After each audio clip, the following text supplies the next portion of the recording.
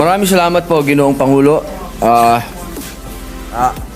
A'udhu billahi minasyaitanir rajim. Bismillahirrahmanirrahim. Alhamdulillah rabbil alamin. Bismillahi wassalatu wassalamu ala rasulillahi.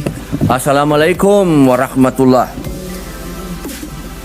Alam niyo po, ito na po siguro ang pinakamaligayang araw sa buhay ko sapagkat makasaysayan.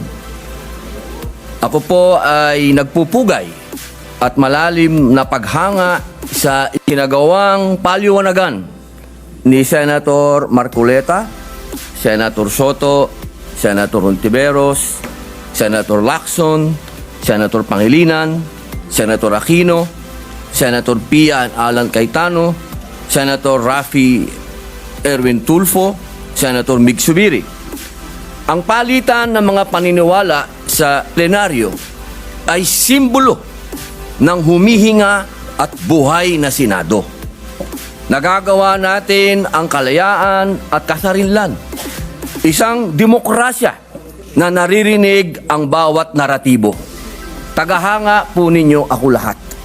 At alam naman po ninyo, sa maiksing panahon ko rito, ako ay pro-Westminster. At ngayon, system po, system. Yan po yung parang sa UK. At yan po yung nakita ko ngayong araw na ito. Ang lahat ng mga senador ay gising. Ang lahat ng mga senador ay nandito. Ang lahat ng mga senador ay nagtatrabaho sa ayon sa kagustuhan kong makita ko ang bawat debate at ang bawat opinion ng bawat isa. Kaya nagpapasalamat po ako. Napakagandang araw po nito sa inyong lahat at sa ating lahat. Ngayon, mga kababayan,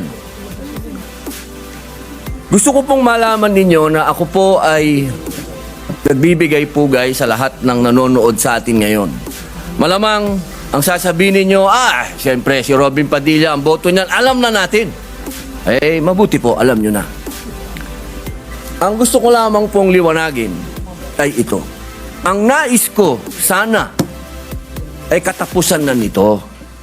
Dismissal. Una pa lang po, bago pa lang po kami na-convene, labag na po sa kalooban ko na matuloy ito. Nakita nyo naman po, noong nagkasumpaan, talagang ipinaglalaban namin na politika ito. Politika ito At kailangan ng due process.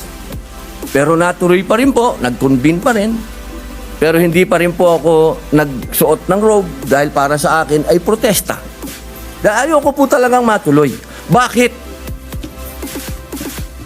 Sa loob po ng matagal na panahon ni Bonifacio, ni Aguinaldo, panahon ni Quezon, panahon ni Marcos Sr., ni Aquino Sr., ni Aquino Jr., ni Arroyo, Marcos Jr., PRRD Duterte, HOR ngayon, at Vice President Duterte. Hindi na po tayo natapos sa usapin ng politika at yan po ay pinagtibay ng Supreme Court sa kanyang desisyon na sinabi niya mismo, oo, politikal ang impeachment, pero hindi kailanman dapat masagasaan nito ang karapatan ng tao.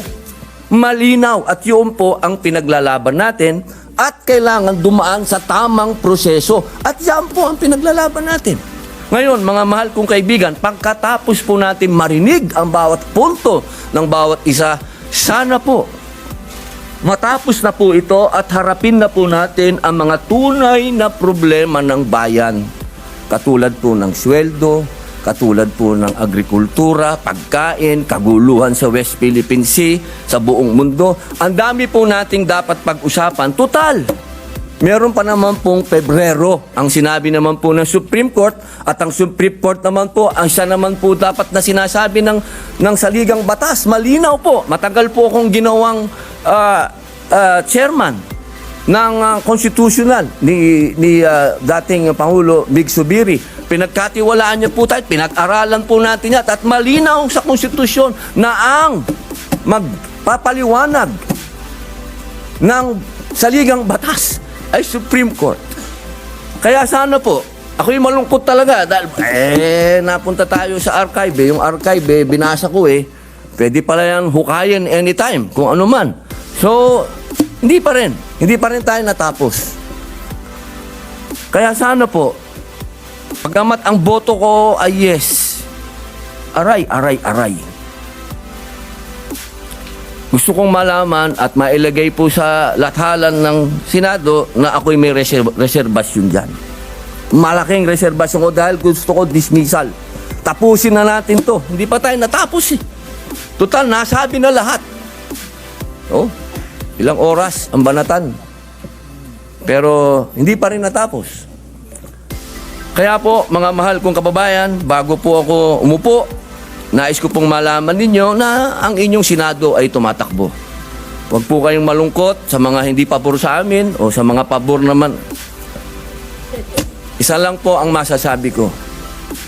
Tigilan na natin ang politika at mahalin natin ang bawat isa, magkaisa na tayo, pag-usapan natin ang mga totoong problema. Maraming salamat po. Thank you.